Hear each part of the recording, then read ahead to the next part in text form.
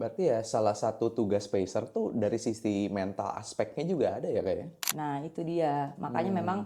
Makanya kenapa pacer itu nggak cuman harus presisi waktu, tapi ya memang kita harus bikin bahwa udah kalian percaya aja, kalian lariin aja, kita yang ini atur untuk timingnya. Resiko faktornya terlalu besar. Kita nggak mau. Kita nggak pernah tahu hari itu apakah panas, apakah hujan, belum lagi kurang tidurnya, makannya nggak bagaimana, cocok nggak segala macam. Jadi itu kita harus sebagai pelari juga harus fleksibel. Jadi kalau misalnya rasa tidak bisa mencapai target yang diinginkan, ya udah back off, pindah ke race berikutnya. Karena kita berlari cuma bukan untuk hanya satu race aja. Ada nutrition atau hydration yang menjadi formulanya Kak Adia nggak sih? Betul. Atau satu lagi ini yang saya juga lakukan. Again, ini saya sendiri. Saya ngantongin biji kopi. Saya makan biji kopi ya kunyah biji kopinya. Karena itu pengganti.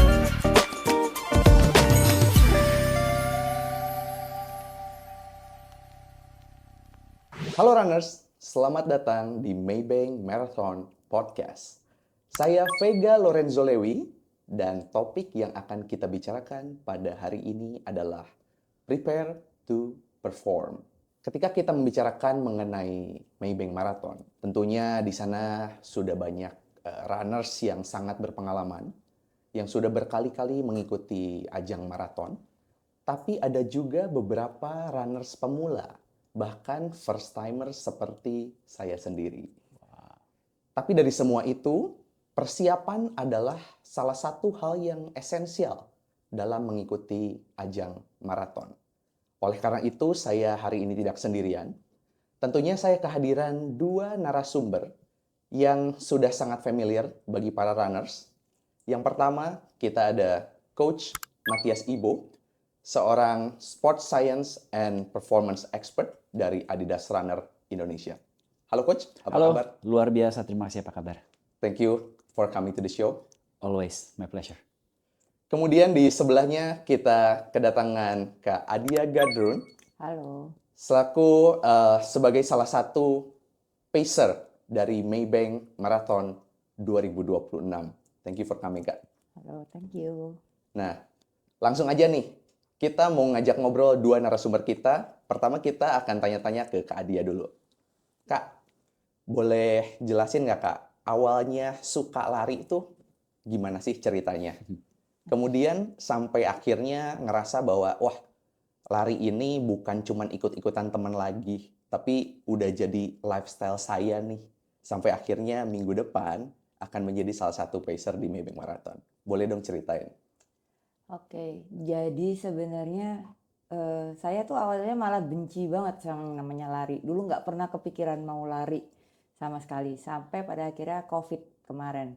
Saya termasuk pelari jebolan COVID. Jadi kan pas COVID itu kan kayak karena gym itu kan rata-rata disuruh tutup. Nah, jadi saya nggak bisa olahraga, saya nggak bisa nge-gym. Akhirnya saya pikirin, pertama saya masih rajin tuh awal-awal nge-gym di rumah. Nah, tapi lama-lama kok kenapa bosen banget ya? Terus apa nih, ngapain nih? Mulai ngelihat ada temen lari-lari, posting tuh di Instagram. Terus lama-lama kayak ngeliat, kok kayaknya seru juga nih. Ya udah deh, terus akhirnya saya coba tanya ke temen saya itu, sahabat saya, terus dia bilang, ya ayo cobain aja, cobain lari. Ya udah, akhirnya saya mulai tuh, saya mencoba untuk lari. Nah, di situ saya mikir, ini kan cabang olahraga baru yang mau saya terjun nih. Terus saya tuh tipikalnya memang kalau mencoba sesuatu yang baru saya nggak mau asal-asalan karena yang saya pikirin adalah takut cedera gitu kan. Jadi saya belajar lari yang benar gitu. Nah, akhirnya saya coba cari coach. Saya coba cari coach, terus ya udah ternyata benar karena memang lari itu kan harus ada form yang benar, harus ada caranya yang gimana sih biar kita tuh tetap kuat lari, napasnya tetap enak, kakinya nggak kenapa-kenapa, itu yang saya coba pengen tahu. Nah, akhirnya saya coba cari coach dan saya mulai belajar running drill, terus strength yang untuk lari ya, terus udah gitu sama mulai tahu ada menu-menu lari yang harus dikerjain. Saya mulai tahu tuh yang namanya fartlek, interval, lari tempo, easy, yang kayak gitu-gitu akhirnya oh ngerti nih gitu. Nah selama saya belajar dan kayak gitu mulai nih, kok kayaknya saya nggak pengen cuman menikmatin doang, saya kayaknya pengen bikin target deh. Itu misalnya nih saya harus bisa lari 5K dalam waktu 30 menit. Terus coba lagi nanti kalau misalnya emang udah saya bisa, saya mau coba nih lari jadi panjang nih, jadi di 10K. Jadi memang saya nggak mau tuh yang kayak buru-buru banget tuh, nggak.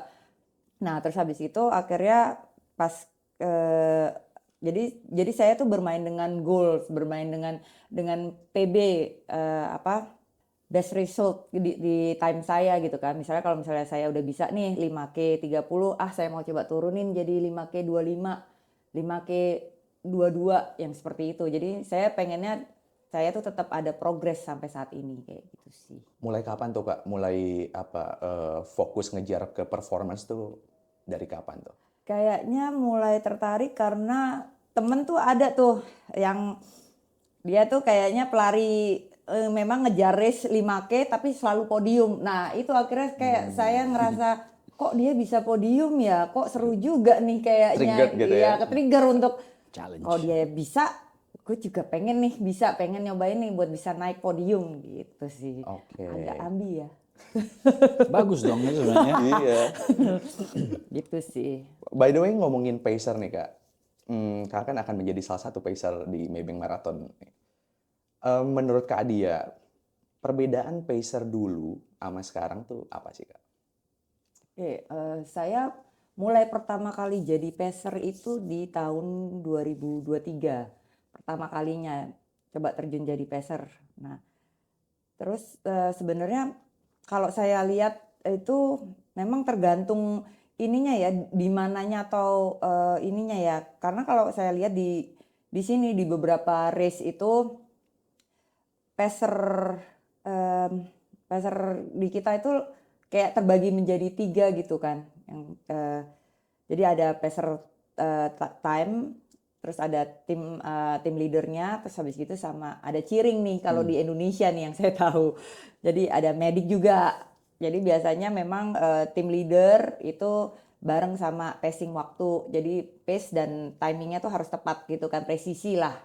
Terus kemudian yang kedua ada tim medik. Tim medik itu kalau misalnya salah satu runner misalnya ngalamin kram atau misalnya memang ada kejadian yang misalnya tiba-tiba pingsan mendadak atau apa, biasanya itu pacer medik itu akan bantu untuk sampai dipinggirin ke pinggir jalan agar nggak mengganggu jalur runner lain.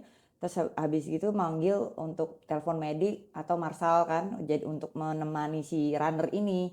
Nah setelah itu ketika sudah ada yang menemani, nanti si pacer medik ini lari lagi ngejar gerbong teman-teman pacer yang lain. Nah sedangkan satu lagi itu biasanya cheering, karena memang itu kalau yang pacer cheering itu yang saya tahu bikin gerbong itu semangat. Biasanya itu kalau misalnya apalagi untuk yang pace di 7, 8 seperti itu tuh biasanya kita memang kayak lebih nyanyi-nyanyi bareng, joget bareng, terus kayak have fun gitu untuk bener-bener tiap kilometer itu enjoy bareng gitu, ramean seperti itu. Harus ya kayak gitu ya. Iya Penting kalau banget di ya. sini nih, kalau di Indonesia tuh saya lihat kayak gitu, tapi ya lucu sih.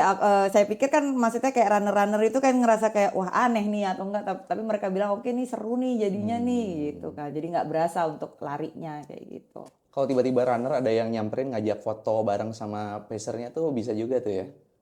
Sebenarnya sih ya kalau misalnya kita lihat sikonnya juga ya, kalau misalnya kayak mengganggu pasti kita kan akan kayak aduh maaf nih kak, nanti aja kan nanti di finish line ya kak kita ketemu gitu atau seperti itu. Dan biasanya tuh kan pacer-pacer juga kadang tuh ada tuh yang runner-runner yang nge-trigger untuk yang ayo masa pacer cuma bisa kayak gini doang. Nah itu tuh kita juga harus tahan diri, harus yang kayak gitu-gitulah. Jadi bener-bener jagain gerbongnya dulu, jagain runner-runner yang ikut gerbong kita gitu sih. Oke, oke. Nah, sekarang aku mau ke Coach Matias nih. Coach, sebagai runner pemula gitu ya, termasuk saya. Apa sih hal fundamental yang perlu dibangun dulu? Nah ini sebenarnya pertanyaan menarik ya. Maksudnya kan semua orang kan mulai dari sebuah tempat untuk berlari. Tapi yang paling penting, yang misalnya saya tekankan juga teman-teman pelari pemula, Kalau mulai berlari, jangan pikirkan jaraknya dulu, jangan pikirkan harus berapa menit selesainya, tapi kita bilang oke, mulai aja dulu, lari dapatnya seberapa, jaraknya seberapa, menitnya seberapa, mulai di situ dulu. Itu membangun. Jadi mengapa? Karena kita nggak mau dia memaksakan diri. Wah, teman-teman saya ini misalnya, wah Mbak Adia dia bisa lari 2 jam nonstop. Gue baru mulai pengen juga. Jebol ya pasti. Cedera lah, hilang motivasi lah, badannya sakit lah, macam-macam. Jadi nggak mau. Jadi pelari pemula itu yang penting oke, targetan lari aja dulu, cari tempo yang dia bisa tahan selama whatever time that is. Nah, kemudian keep up dari situ. Nah, sudah beberapa kali baru kemudian, oh ternyata gue bisa nih lari 20 menit nonstop. Baru dihitung, wah 20 menit lari nonstop, wah ternyata dapat 5 kilo misalnya. Wah asik nih misalnya. Nah, baru kita mulai programnya dari situ. Jadi fondasinya yang pertama ya ini, lari sedapatnya dulu, sebisanya, tanpa ada pressure dari jarak, dari waktu. Kemudian bangun endurance secara perlahan. Itu kuncinya, bangun endurance-nya. Gak usah pikirkan speed-nya, gak usah pikirkan kecepatannya, gak usah pikirkan jaraknya, bangun endurance-nya. Endurance-nya kalau dilakukan dengan konsisten dan terlatih, itu cepat naiknya. Nah, baru kemudian di tahap kedua, baru kita bicarakan program khususnya. Oke. Gitu. Nah, untuk pelari pemula tuh coach, Ya. biasanya lebih better lari sendiri dulu atau ada partner yang at least udah experience yang buat nemenin sih coach? Nah, ini pertanyaan sangat bagus ya, karena jawabannya ada dua. Karena ada pro dan konnya. Kalau seorang pelari pemula, memang ada baiknya pertama lari aja dulu sendiri. Karena artinya dia nggak ada pressure. Kalau misalnya dia lari dengan temennya, kecenderungan temennya itu mungkin akan narik dia. Dia bilang, waduh, kayaknya gue malu nih kalau gue pelan. Akhirnya memaksakan diri. Nah, itu kontra apa itu konnya. Tapi di satu sisi ada baiknya juga misalnya dia berlari dengan teman yang memotivasi dia. Jadi itu pintar-pintar juga baru pelari pemula lari dengan siapa atau bisa lari dengan yang ngajakin. Nah, ngajakinnya itu kadang-kadang kita ganggu-ganggu dikit suruh sprint nggak apa-apa deh, apa ya. Itu kan dalam kondisi candaan ya. Tapi ini kondisi dua. Tapi kalau sebagai pelari pemula ada baiknya juga banyak menghabiskan waktu untuk berlari sendiri juga. Nah, ini sebenarnya selain endurance tadi ini juga melatih karena lari itu juga sebenarnya melatih mental kita. Kita misalnya kasih oke lari 10 km aja misalnya gitu. Lari sendiri itu capek. Masa wah lari sendiri gimana? Tuh dari awal sudah terlatih mentalnya bahwa lari it's for you. Jadi kita lari untuk diri kita sendiri. Gue nggak lari untuk lu, gue nggak lari untuk Mbak Adia, gue nggak lari untuk ke Mas Vega, gue lari untuk diriku sendiri gitu. Jadi itu yang perlu ditekankan. Jadi nanti baru kemudian sekali-sekali kita berlari dengan komunitas atau kita berlari dengan teman gitu. Jadi it both ways lah jawabannya di situ. Oke, coach. Nah, Mbak Adia sendiri nih, kalau lagi maraton ya atau menuju maraton, yang berat itu sebetulnya pada saat race atau pada saat latihan ya sih? Kayak mikirin maratonnya dia beratnya. Sebenarnya semuanya itu berat sih menurut aku gitu. Tapi ya mungkin lebih ke latihannya ya. Latihan itu lebih berat karena kan kayak kita ada target nih, ada target kayak apalagi kalau misalnya kita udah mulai main pengen di sub berapa nih selesainya misalnya ya. Misalnya kayak saya peser HM sub 2 jam. Itu kan berarti latihannya udah main pace-nya berapa tuh untuk bisa mencapai sub 2 jam itu gitu kan. Untuk di latihan intervalnya, di latihan easy-nya, di latihan fartlek-nya, tempo, itu tuh semua sudah main di pace-nya berapa gitu kan. Sudah ada angkanya yang udah ditunjukin. Nah, itu tuh target yang harus kita kejar pas selama latihan. Nah, ketika race-nya kalau misalnya jadi pacer ya paling ada kepikirannya untuk bisa nggak ya kita bisa nggak ya semua ini satu gerbong ini beneran sampai sesuai dengan sub 2-nya ini gitu. Tapi ya harus percaya dengan proses latihan yang kita lakuin sih gitu. Oke. Nah, ngomongin soal persiapan nih coach. Ya. Kalau kita breakdown persiapan menuju maraton ya, apa aja sih komponennya? Kalau kita bicarakan maraton kan kita bicarakan 42 km ya. Tapi sebenarnya kita harus bagi dulu nih, ada 10 km, ada 21 half marathon dan maraton. Nah, komponennya pertama kita harus ambil yang pertama tuh waktu. Jadi nggak ada tuh namanya mengikuti maraton secara instan gitu, nggak bisa. Pertama kita komponennya kita waktu. Kalau misalnya maraton ya kita paling nggak kita membutuhkan waktu kalau udah sering berlari paling nggak 5 bulanan. Tapi kalau misalnya belum sama sekali dari zero, tidak disarankan, tapi paling nggak harus at least 8 bulan sebelumnya. Itu fix 8 bulan. Nah, di situ harus memang mengikuti beberapa kali ada race-nya 10 kilo, ada 21 ketahanan tubuh. Seperti tadi udah kita bahas yang mengenai endurance. Kita dari situ juga. Nah, yang kedua yang kita perlu bahas itu adalah kita harus bisa melatih nih, karena kalau berlari itu kuncinya kita mau berlari stabil. Kita mau berlari stabil, nggak naik turun pace-nya ya. Ya, jadi kita pengen tahu nih kita di pace berapa. Jadi kita harus bisa melatih temponya kita. Kita melatih temponya kita. Oke, gue misalnya ngambil pace 6 nih, berarti kita harus bisa berlari di pace 6 secara konstan. Nah, itu penting sekali. Yang kedua, yang ketiga, kita harus belajar tentang speed-nya juga. Nah, speed itu penting karena kalau kita hanya berlatih monoton dengan pace yang sama, dengan jarak yang sama, tubuh kita itu beradaptasi terhadap komponen itu. Jadi begitu kita mengubah pace kita, mengubah jarak kita, metabolisme, cara lari kita tuh berubah semua. Heart rate kita misalnya paling gampang spike up, naik ya. Jadi itu harus ada latihan speed di mana kita melatih heart rate kita. Kita melatih di heart rate yang zona tinggi dan juga di zona rendah. Begitu. Jadi itu sangat-sangat penting. Nah, kalau mau gampangnya ya memang pelari itu harus menghabiskan banyak waktu berlari di zona 2 dari heart rate. Jadi itu artinya berlari dengan kecepatan rendah, jadi di luar pace yang memang dilakukan, tapi itu akan membangun endurance dengan sangat cepat. Dan kalau bisa melakukan itu dengan sangat baik, konsisten, heart rate-nya akan semakin rendah dan lama-lama berlari pelan tuh lama-lama menjadi cepat. Begitu. Jadi karena heart rate-nya sudah terlatih, plus tubuhnya juga menjadi lebih kuat. Nah, speed itu hanya sebagai bantuan untuk membantu begitu. Ya of course kita membicarakan faktor lain seperti nutrisi yang sesuai, recovery-nya bagaimana, larinya berapa kali seminggu, kalau ada cedera itu berhenti total atau tidak, seperti begitu. Jadi komen-komen itu juga sangat berpengaruh. Oke, kita nanti akan masuk ke nutrisi Ya. sih coach. Tapi untuk waktu saat ini ya, Ya. kita ngomongin waktu yang tinggal 1 minggu lagi nih Yes, coach correct. menuju Maybank Marathon.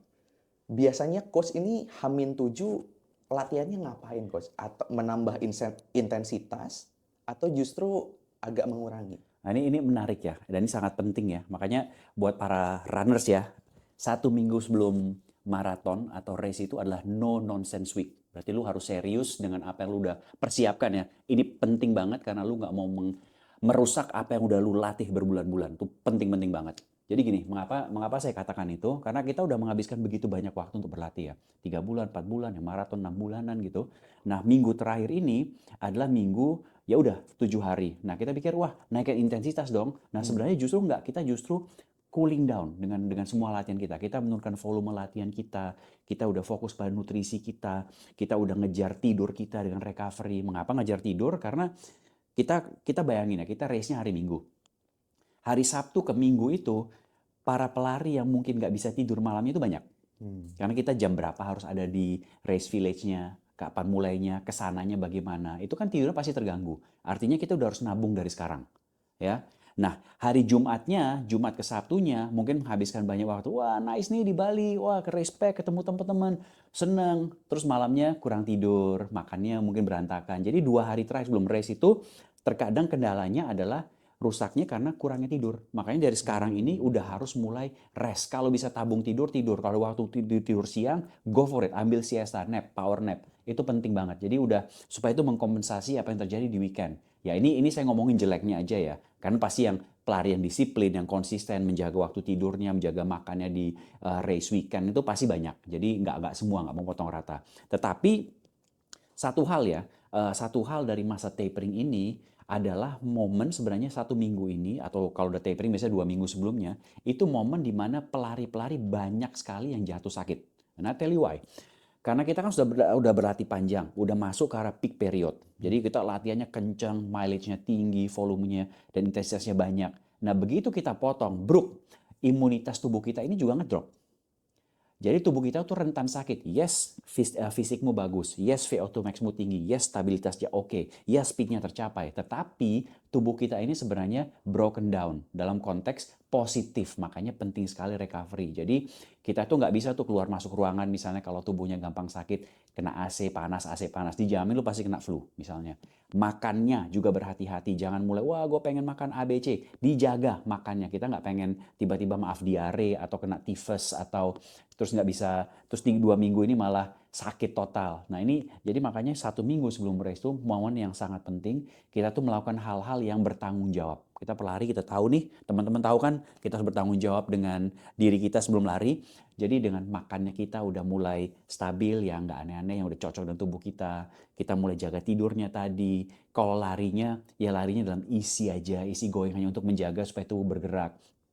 Mobilitasnya dijaga. Kalau misalnya masih ada kayak, wah ini masih ada stiffness di tubuh, nah itu mungkin bisa melakukan recovery, bisa ice bath, bisa warm bath, bisa massage, bisa pilates, bisa yoga, apapun itu untuk membuat tubuhnya siap. Jadi practically just relax, relax your body, dan relax your mind itu sangat-sangat penting. Tapi ada beberapa runner nih coach Ya. yang ngerasa 1 minggu menjelang race ini dia belum puas sama hasil latihannya. Ya. Kadang mungkin ya belum mencapai pace yang diinginkan. Nah itu berarti ya just maintain aja berarti kan? Ya kalau begitu sih ya one word, just too bad. Maksudnya itu bisa terjadi, mungkin karena kendala kerjaan, ada masalah cedera, jadi tidak mencapai targetnya. Ya udah, nggak apa-apa, so be it. Jadi jangan jadikan pressure bertambah dalam race ini. Tapi mungkin kita bicarakan kalau misalnya coach sebenarnya tadi targetnya nih, misalnya gue pengen half marathon, targetnya kita kan 2 jam nih sub 2. Tapi karena latihannya gini kayaknya nggak memungkinkan. Kalau gue lihat dari pace-nya, dari training log-nya ini kayaknya baru nyampainya 2.15. Oke, bicarakan dengan coach, bikin target baru, pace baru. Jangan dipaksakan. Nggak pernah memaksakan diri di race karena resiko faktornya terlalu besar. Kita nggak mau. Kita nggak pernah tahu hari itu apakah panas, apakah hujan, belum lagi kurang tidurnya, makannya nggak bagaimana, cocok nggak segala macam. Jadi itu kita harus sebagai pelari juga harus fleksibel. Jadi kalau misalnya rasa tidak bisa mencapai target yang diinginkan, ya udah back off, pindah ke race berikutnya. Karena kita berlari bukan untuk hanya satu race aja, kita berlari sampai akhir gitu. Kalau saya sih targetnya berlari sampai usia 120 tahun ya. Jadi ya, aim high, miss small. Betul. Agree. 120. Ya. Nah untuk Kak Adia sendiri ini, 1 minggu ke depan training plan-nya seperti apa menuju race? Oke, jadi sebenarnya saya sebagai salah satu peser di Maybank ini dari awal bulan Mei itu Maybank itu ngadain yang namanya weekend long run dari bulan Mei. Ya. Jadi ini tuh dan minggu ini adalah minggu ke-16, minggu terakhir Maybank bersama Adidas Runners. Yes. Itu sama-sama kita ngerjain long run bareng. Oke. Itu kita ada di pace 6, pace 7, 8 dan itu serentak ada di Jakarta, Bandung, Surabaya, Bali, Semarang, Makassar. Itu. Jadi kita serentak ngadain untuk HM 10K, HM dan maraton dengan pace yang 6, 7, 8 tadi. Kalau misalnya persiapan menurut saya kalau mengikut dan di Instagram tuh juga Maybank kan nulisin menu-menu untuk latihan nih per hari apa aja yang harus dilakuin, PR-nya. Nah kalau misalnya memang runners itu pengen dapat menunya bisa lihat di Instagram itu dan pas ketika long run-nya itu bisa ikutan bareng sama acaranya Maybank long run weekend itu. Oke. Weekend long run. Berarti persiapannya itu udah panjang banget dan benar-benar 1 minggu ini ya seperti yang kata coach tadi bilang, Iya, udah benar. tinggal maintain aja ya coach ya. Betul. Ya. Nah, kita masuk mengenai nutrisi dan hydration. Ya. Aku mau tanya kedua-duanya sih, cuman aku mungkin tanya ke Mbak Dia dulu. Sebelum race atau ketika race dari Kak Dia sendiri, ada nutrition atau hydration yang menjadi formulanya Kak Dia nggak sih? Oke, kalau misalnya saya tuh biasanya memang dari Nasi Padang tuh. wajib ya, Wajib. wajib. Jadi kayaknya kalau saya itu 2 minggu sebelum race itu biasanya saya udah mulai perhatiin tuh apa yang saya makan, apa yang saya minum, air harus cukup, terus isotonik juga saya harus masuk ke badan. Jadi nggak langsung tiba-tiba cuma 2 hari atau 3 hari sebelum saya udah langsung baru mulai tuh. Nggak, saya udah membiasakan badan saya untuk udah terbiasa gitu untuk air dan mineralnya cukup di badan saya. Terus kemudian kalau untuk makan ya kalau makan yang lebih saya jaga-jaga lagi tuh ke 3 hari menjelang race itu sangat dijaga, mulai karbo loadingnya, proteinnya, terus kemudian serat juga. Apalagi udah mau race tuh biasanya serat saya nggak mau terlalu banyak itu kan, karena memang takut malah jadi kelancaran kan, malah jadi agak pas lagi race mengganggu saya pas ketika lari gitu kan. Itu sih. Terus kalau pas mau race-nya biasanya pagi itu yang saya makan untuk sarapan itu biasanya telur, pisang, sama kurma sih. Itu amunisi yang saya makan sebelum saya lakuin race. Menarik nih. Kalau dari Coach Matias, gimana nih Coach? Kalau dari saya sih memang kalau nutrisi ini sebenarnya udah menjadi bagian dari training kita. Jadi bukan hanya saat tapering, tapi biasanya kalau misalnya kita potong dari katakan beberapa bulan sebelumnya dengan carbo loadingnya itu dan sarapan, biasanya sudah saya sarankan kepada teman-teman runners juga untuk mencoba. Jadi misalnya kita long run hari Minggu, Sabtunya coba nih carbo loading. Misalnya Sabtu pertama coba misalnya karbonya nasi, karbo Sabtu kedua misalnya coba kentang, Sabtu ketiganya coba misalnya pasta gitu. Nah dari 3 ini kemudian dibandingkan nih, mana yang enak buat tubuh. Oke. Jadi misalnya kita, wah ternyata gue kalau makan nasi sama pasta ini paginya agak sedikit bloated, kamar mandi terakhir makan kentang kok enak gitu. Nah kentang kita cek tuh, kita coba lagi, wah ternyata memang kentang tuh cocok. Jadi kita udah mindset, oke carbo loading gue tuh kentang. Jadi artinya apa? Kita mau 2-3 hari sebelumnya carbo loading kita di Bali, nanti kita cari kentang. Udah. Jadi tubuh udah terbiasa dan itu kita tahu bahwa kentang akan menunjang, membantu kita. Jadi bukan, wah asik nih diundang, langsung ngambil nachos, pizza, burger, wah jebol. Nggak bisa, jangan. Nah jangan pernah mencoba sesuatu yang baru 2-3 hari sebelum race, apalagi di race day. Itu nutrisi, itu sangat penting. Saya setuju banget ya, maksudnya untuk masalah serat itu sebenarnya dihindari. Karena bukan hanya kita menjadi kelancaran, tetapi sayang dengan semua mineral, suplemen, vitamin, karbo yang udah diserap tubuh karena kelancaran, ikut terbawa juga habis. Jadi malah di race day malah seharusnya misalnya karbo yang ada udah ketumpuk itu hilang, mineral yang misalnya membantu kita berlari atau sodiumnya habis gitu, jadi bisa kram misalnya contohnya. Jadi mencari makan atau hindari serat-serat gitu. Jadi memang wah tapi kan nggak sehat, it's not about sehat yang nggak serat dan sehat juga ada gitu kan. Jadi kita fokuskan kita pengen race spesifik seperti begitu. Kalau untuk di 1 hari sebelumnya, kalau dari saya sendiri sih pengalaman ya ini berbeda-beda ya dengan teman-teman runners, jangan mengikuti karena ini pandangan pribadi. Kalau saya sih biasanya karbo terakhir saya itu hari Sabtu siang. Itu makan gede, karbo saya besar. Malamnya itu mungkin cuma dengan toast atau apa namanya, saya suka tuh pretzels. Pretzels itu adalah kayak kering kuenya, tapi garamnya banyak, jadi dapat sodium plus karbonya itu enak, gampang diserap tubuh dan itu bisa buat sarapan juga. Udah simple sama toast dengan peanut butter itu dari kacang itu karena lemaknya itu membantu untuk energi juga. Dari situ toastnya juga karbo ringan, nggak berat di tubuh. As simple as that. Dan biasanya saya ngantungin timun untuk dikunyah di tengah jalan. Karena timun itu kandungan airnya tinggi banget. Oke. Jadi dan plus kalau dikunyah tuh enak di mulut, ada sesuatu yang dimakan. Jadi kalau misalnya nggak ada water station, ya makan itu dapat cairan, dapat sesuatu yang di tubuh juga. Tapi again, itu udah saya coba dulu, buat saya bermanfaat. Teman-teman jangan lakukan sesuatu yang baru, coba dulu untuk race berikutnya, itu aja. Teman-teman harus coba dulu metode bagi dirinya Betul, sendiri ya. betul. Atau satu lagi ini yang saya juga lakukan. Again, ini saya sendiri. Saya ngantongin biji kopi. Saya makan biji kopi ya kunyah biji kopinya. Karena itu pengganti kalau hanya gel terus-menerus lama-lama, apalagi kalau maraton, lama-lama nek. Lama-lama nek, bilang, wah udah masuk lagi, udah misalnya kilometer berapa, 30, 40 tuh pengen sesuatu yang bisa dikunyah makanya. Jadi udah membiasakan ada kafeinnya, dikunyah enak, plus dapat tambahan boost untuk menjaga stabilnya jantung. Tapi again, itu pribadi ya, saya sharing di sini. Boleh ditiru di latihan berikutnya, bukan untuk race ini. Luar biasa nih. Ilmu baru nih Kak. Iya. Biji kopi nggak pahit ya kalau di itu? Enak. Harus dicoba. Tapi nanti di race berikutnya. Iya. You are the pacers, man. Nah, kita masuk ke race strategi ini. Ya. Kapan sih Coach kita memilih untuk push, kapan kita memilih untuk sedikit lay down? Misalnya di kilometer 10 atau 15 gitu, badan kita nih masih enak. Boleh nggak kita push sekarang? Nah, this is a very good question. I like it. Mengapa? Karena kalau kita membicarakan rute yang flat, it's simple untuk membicarakan masalah ini. Tetapi Bali itu guys ya, naik turun, naik turun, naik turun. Lebih banyak naiknya, oke? Jadi boleh dimimpiin itu.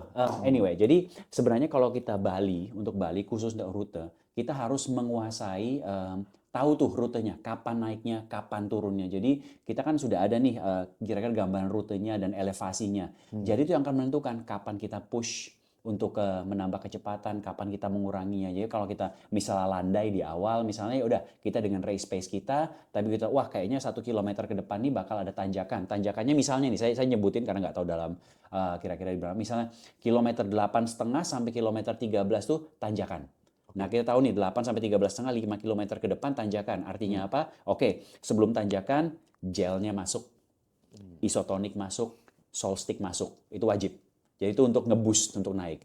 Pace-nya kita kurangi sedikit, kita siapkan, naiknya juga jangan one straight line, tapi kalau bisa pindah ya, agak sedikit zigzag, karena zigzag itu karena membantu untuk lutut kita, untuk glutes kita, untuk lari. Karena kalau naik ke atas menurun terus, ini lututnya terlalu banyak compression, bisa sakit. Jadi mendingan kita pindah kanan kiri. Jadi itu sangat membantu untuk relaksasi dari kaki juga.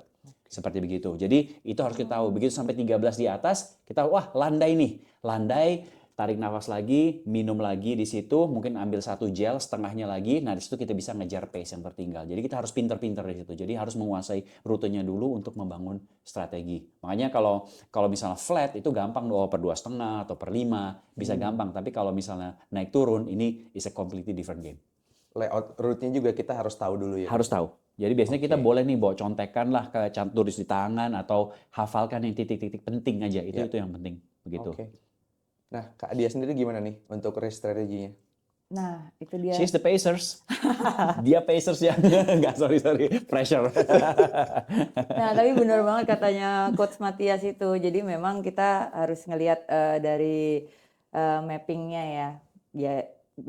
Jadi kalau misalnya memang lagi tanjakan, itu kita harus perbanyakin cadence-nya, stride-nya kita tahan gitu kan. Terus nanti pas turunan baru tuh kita mulai mengejar ketinggalan waktu yang kita buat tanjakan itu sih gitu. Jadi memang harus, nah itu tadi seperti tadi saya bilang, jadi kalau misalnya kayak di Garmin ini ada yang namanya Pace Pro, di jam ini ada yang namanya Pace Pro, jadi kita bisa setting tuh, mereka ada GPX, terus nanti kita bisa setting sesuai dengan mappingnya di pace berapa aja nih, biar sesuai dengan target di HM sub 2 jam itu. Oke, Coach Matias dan Kak Adia nih. Kita sekarang mau bahas mengenai mental side dari maraton nih. Kalau orang mikirin maraton 42 kilo gitu ya, itu kan jauh banget sih. Kayak dari sini kemana? Ke Cikarang kali ya. Ya itu jembatan layang ke arah Cikarang, 45 km ya udah lari di atas sampai akhir gitu. Iya kan? Aku ngebayangin naik motor aja capek gitu. Nah, bagi para runners ini gimana sih? Ada tips nggak dari kalian supaya mindset dari para runners ini tetap terjaga selama 42 km itu? Ya, sebenarnya kalau mikirin maraton ya 42 km tuh ya memang jauh. Cuman kalau saya rasa kalau kita udah memulai berlari, karena mindset kita bakal lari lama nih. 3 jaman, 4 jaman, 5 jaman ya. Jadi itu kalau untuk mencapai kilometer 15 pertama itu kayaknya nggak kerasa.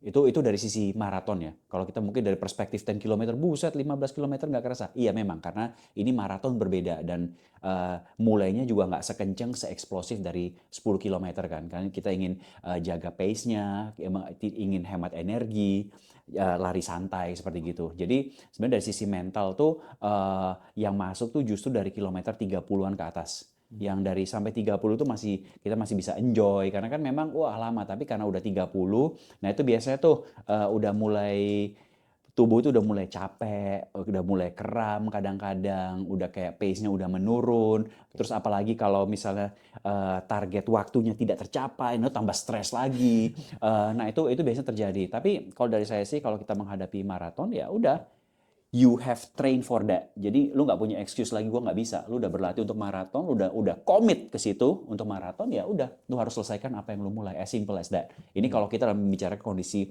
fisik yang sehat dan semua ya. Kalau misalnya ada gangguan lainnya, oke, itu beda cerita. Tapi kalau dari sisi mental ya, kita udah mempersiapkan selama latihan kita dengan bangun pagi, lebih pagi dari biasanya, long run kita gimana, intervalnya lebih jauh. Jadi kalau untuk maratonnya sendiri sih, kalau dari 42 km, kalau udah siap, you got this. As simple as that. You got this. Kak Ade, ada tambahan Kak? Kalau aku sih mungkin as a runner ya. Jadi kalau aku memang biasanya punya target, ya itu dia kebantu sama peser-peser yang disediain dari race gitu kan. Jadi kalau misalnya memang kayak oh ya nih aku pengen ikutan pengen mencoba nih untuk target aku di HM sub 2 jam, aku akan mencari peser gitu. Karena jadi aku bisa wah gue nggak perlu lagi untuk mikirin gue harus lari kayak gimana atau apa, tinggal gue ikutin peser karena pasti peser akan nyampe dengan targetnya itu. Jadi gue lebih enjoy ke cheeringnya atau enjoy ke pemandangannya atau enjoy ke sesama runner saling semangat atau apa, dan ya udah tinggal lariin aja, tinggal ngikutin peser kalau saya sebagai as a runner ya seperti itu sih. Berarti ya salah satu tugas pacer tuh dari sisi mental aspeknya juga ada ya Kak ya?